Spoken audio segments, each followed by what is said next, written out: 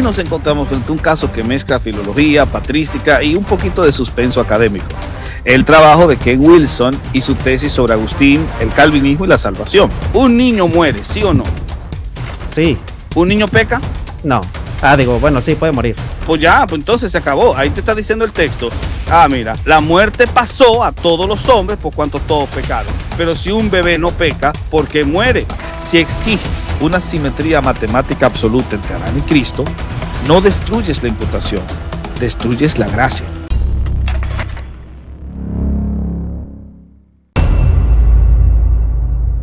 Hay corrientes dentro del cristianismo moderno que quieren suavizar la caída, reinterpretar la historia de Adán y cambiar la forma en que entendemos el pecado original. Entre ellas, Ken Wilson se ha vuelto muy influyente. No niega la caída, pero redefine radicalmente lo que significa el pecado original. Y créeme, lo que hace no es un simple matiz. Lo que propone cambia la gravedad de todo el evangelio.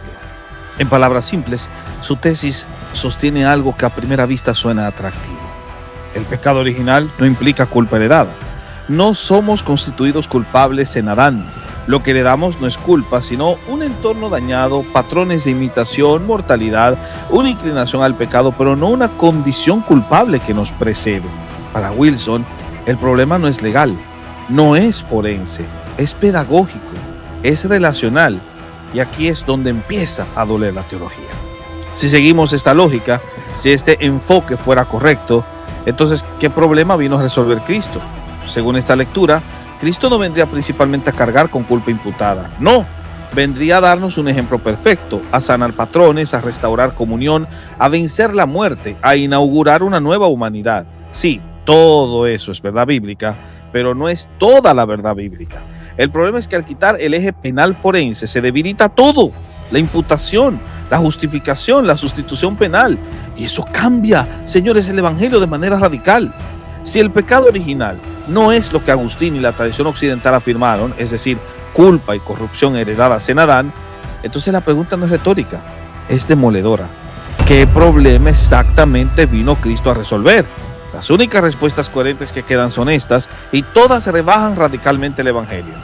Cristo vino solo a perdonar actos, no a sanar una naturaleza. Entonces el problema humano no es lo que somos, sino lo que hacemos.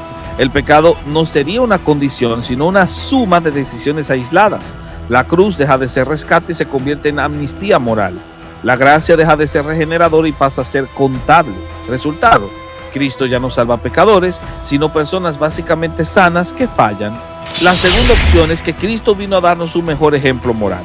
Esta es en el fondo la tesis pelagiana clásica. Adán nos dio mal ejemplo, Cristo nos da buen ejemplo. La diferencia entre ambos no es ontológica, sino pedagógica. Resultado, la encarnación se convierte en coaching espiritual elevado y no en redención sustitutiva. En tercer lugar, Cristo vino a reparar una injusticia externa, no una ruina interna. Aquí el problema no está en el corazón, sino en el sistema. El ser humano nace moralmente neutro. El entorno, la ignorancia o las estructuras lo corrompen. Cristo viene a reordenar, no a recrear. Resultado, la salvación deja de ser nuevo nacimiento y pasa a ser reeducación. Pero ¿saben algo? Pablo no permite ninguna de esas salidas. Romanos 5 es decisivo. Por un solo hombre entró el pecado en el mundo y por el pecado la muerte. Así la muerte pasó a todos los hombres.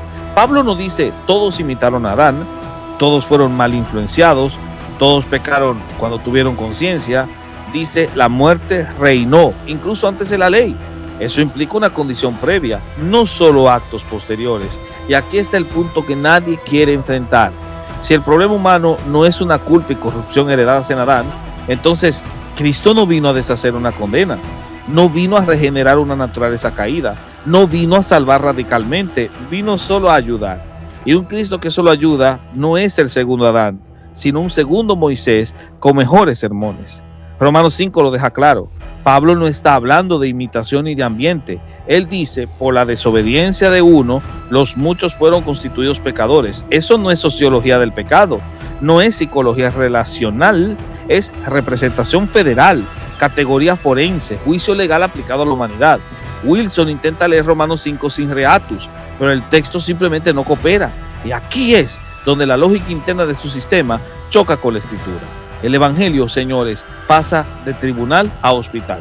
Pero la Biblia no nos da solo un hospital, ni solo un tribunal, nos da ambos. E ignorar uno de los dos es mutilar el mensaje de Cristo. Entonces, ¿Wilson es pelagiano?